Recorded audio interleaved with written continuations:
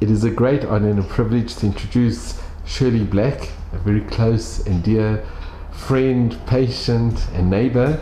Shirley, your parents had the distinction of being one of the very first separate marriages that occurred in London, in England. Right. Well, on January the 8th, the East London and Tower Hamlet News published an article about my parents' wedding. My parents married on January the 4th, 1938, and the reporter said it was one of the strangest weddings he had ever seen in the East End, or in England for that matter. When my father, the Reverend Nathan Shear of Nathaniel Buildings, Flower and Dean Street, and my mother, Miss Helen Zaidman of Valence Road, Whitechapel, who was 23 at the time. The reporter says, in fact I'll quote him, "I spoke to several of the 150 guests present, but only one old man remembered a wedding of its kind, but that was 37 years earlier. I noticed many of the young modern guests, unacquainted with this ritual, were at a loss and stood about in staring groups. The bridegroom, who was studying at the Eitz Chaim Yeshiva, the Tree of Life College, and wanted to be married in a strictly Orthodox Jewish manner. He therefore chose what is known as a Hasidic wedding. This is distinguished by its special rites, which consists of a strictly Jewish Orthodox ceremony. Women were separated from the men during the ceremony. Long-sleeve dresses only were allowed to be worn. Men and women were not allowed to dance together at the reception.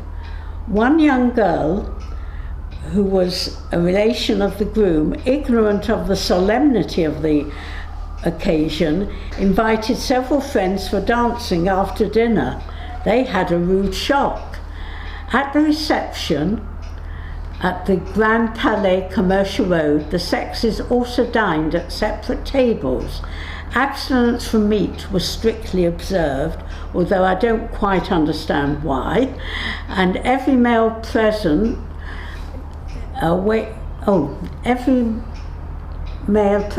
guests, waiters and orchestra all wore black skull caps or yarmulkes. Even the bride and bridegroom were not allowed to dance together, except for one particular dance, the mitzvah tanzel. For this, the nearest the couple can approach is the length of a handkerchief, one of which each dancer holds. Of special interest was the music, which was of traditional type, and to this the men chanted. The wedding, attended by many leading rabbis, including the head and many students of the Eitz Chaim Yeshiva, lasted till the early hours of the morning. That's all I can tell you, but it obviously made a great impact on the reporter. Right. And this is the bride forbidden to dance with groom. That was the headlines of the strangest wedding for years. Lady guests separated from men.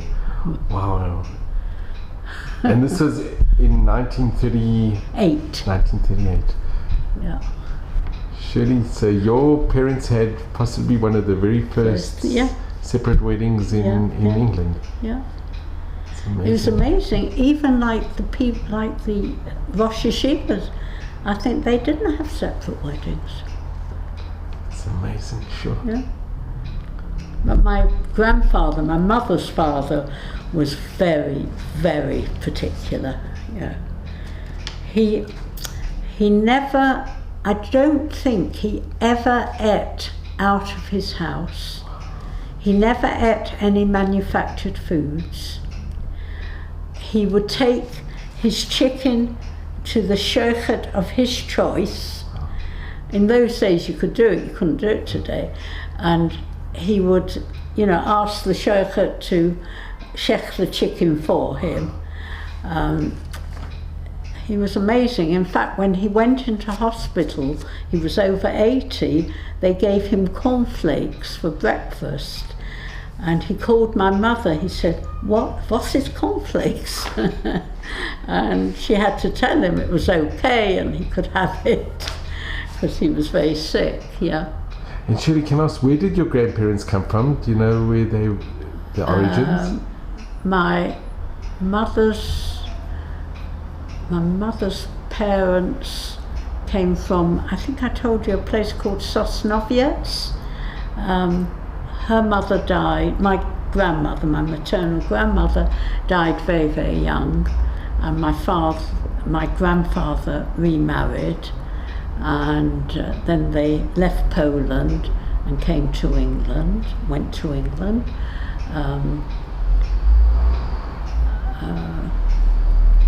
I don't really know much about it because my mother was very young when she left. She